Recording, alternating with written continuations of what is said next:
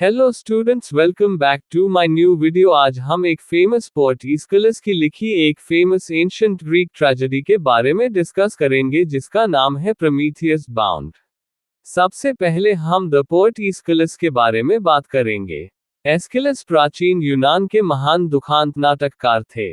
उनका जन्म लगभग 525 बीसी में हुआ और मृत्यु 456 बीसी में हुई।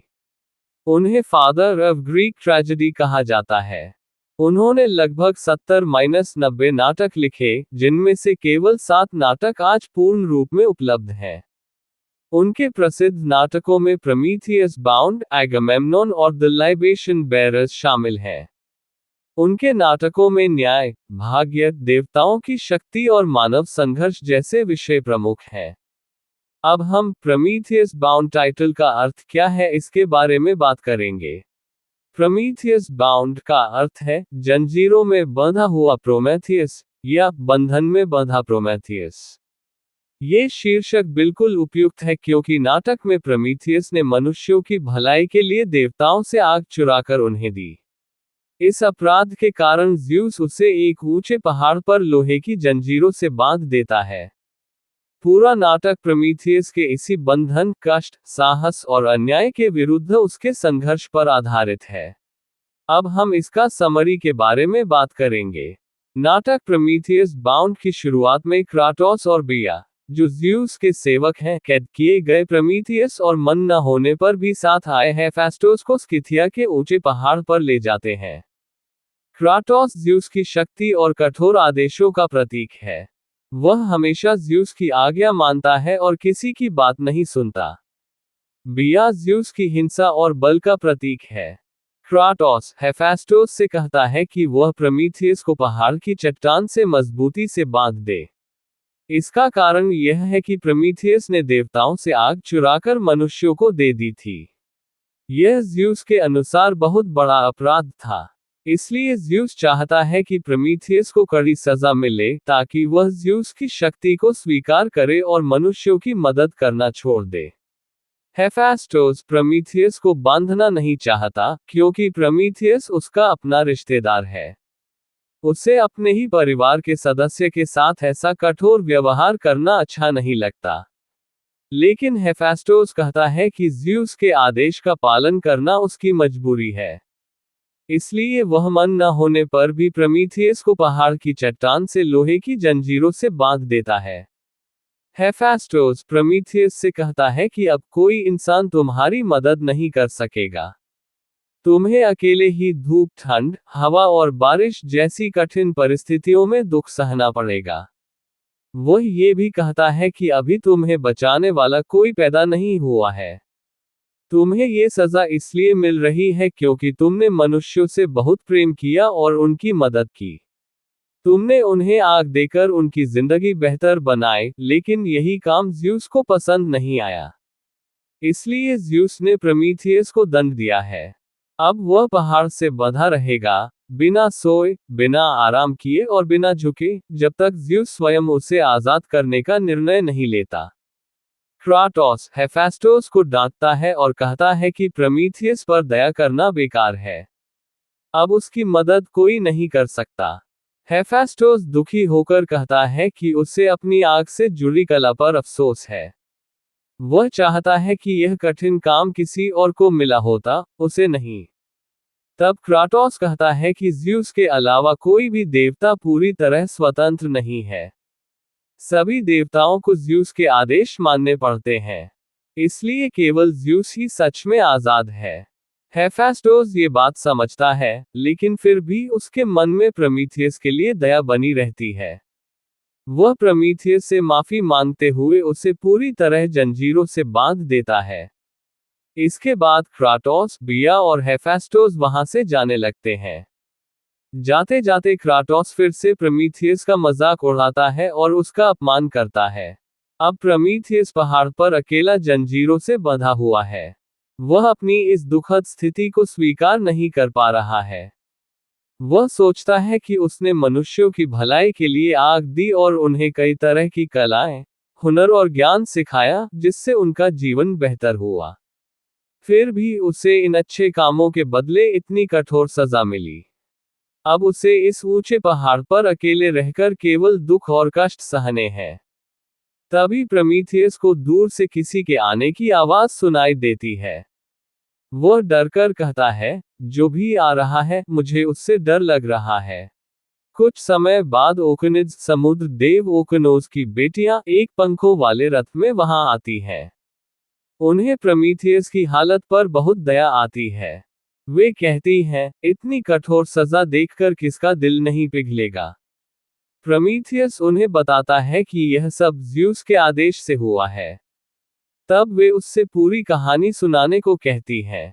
प्रमीथियस बताता है कि शुरू में वह क्रोनोस और टाइटन्स की ओर था। उसकी माँ थेमस ने उसे भविष्य देखने की शक्ति दी थी।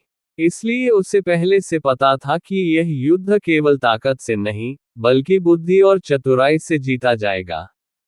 लेकिन क्रोनोस और दूसरे टाइटन्स ने उसकी बात नहीं मानी। वे केवल अपनी ताकत पर भरोसा करते रहे। तब प्रमीथियस ने ज़्यूस का साथ दिया। ज़्यूस ने टाइटन्स को हराकर टार्टरोस नरक जैसी जगह में कैद कर दिया।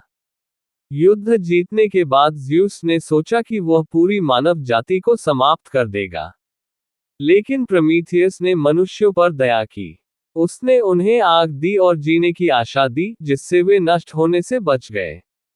कुछ देर बाद ओकनोस एक पंखों वाले घोड़े पर सवार होकर प्रमीथियस से मिलने आता है। वह उसकी मदद करना चाहता है और कहता है कि वह ज़्यूस से उसकी रिहाई की विनती करेगा। ओकनोस प्रमीथियस को सलाह देता है कि ज़्यूस के बारे में बुरा मत बोलो, क्योंकि अगर ज़्यूस ने सुन लिया तो वह और भी कठोर सजा दे सकता है। प्रमीथियस ओकनोस की दोस्ती के लिए उसका धन्यवाद करता है, लेकिन कहता है कि तुम यहाँ से चले जाओ। मैं नहीं चाहता कि मेरी वजह से तुम्हें भी सजा मिले। वह ओकनोस को याद दिलाता है कि एटलस को ज़्यूस ने ऐसी सजा दी है कि उसे अपने कंधों पर आकाश और पृथ्वी का भार उठाना पड़ता है। इसी तरह टाइफन नामक विशाल राक्षस को भी ज़्यूस ने एटना पर्वत के नीचे दबा दिया था। ये सुनकर ओकनोस उसकी बात मान लेता है और वापस अपने घर चला जाता है। इसके बाद प्रमीथियस फिर से ओकनोस की बेटियों को बताता है कि उसने मनुष्यों को केवल आग ही नहीं दी, बल्कि घर बनाना, विज्ञान, पढ़ना लिखना, गणित और चिकित्सा भी सिखाए। तभी अचानक आयो वहां पहुंचती है। वह पूछती है, ये कौन सी जगह है? ज़्यूस ने आयो को गाय का रूप दे दिया है और उसे पूरी दुनिया में भटकने की सजा दी है। एक डंक मारने वाली मक्खी लगातार उसका पीछा करती रहती है और उसे बहुत परेशान करती है। आयो प्रमीथियस को नहीं पहचानती। वह उससे पूछती है कि उसका ये दुख कब खत्म होगा। प्रमीथियस बताता है कि वह वही देवता है जिसने मनुष्यों को आग दी थी। फिर अपनी भविष्य देखने की शक्ति से वह आयो से कहता है कि उसे अभी बहुत लंबे समय तक कष्ट सहना पड़ेगा। प्रमीथियस उससे बताता है कि वह कई देशों और जगहों पर भटकेगी। वह उसे सलाह देता है कि समुद्र के किनारे किनारे चलना और रास्ते में मिलने वाले खतरनाक जीवों से बचकर रहना। वह आगे भविष्यवाणी करता है कि आखिर में आयो एशिया पहुंचेगी और वहां एक बच्चे को जन्म देगी। उसी बच्चे के वंश में आगे चलकर एक महान नायक पैदा होगा, जो प्रमीथियस को उसकी जंजीरों से मुक्त करेगा और ज़्यूस की शक्ति को चुनौती देगा। इतने में वह डंक मारने वाली मक्खी फिर से आयो को काटने लगती है। दर्द से चिल्लाती हुई आयो फिर से अपनी अंतहीन यात्रा पर निकल जाती है। इसके बाद आयो वहां से चली जाती है।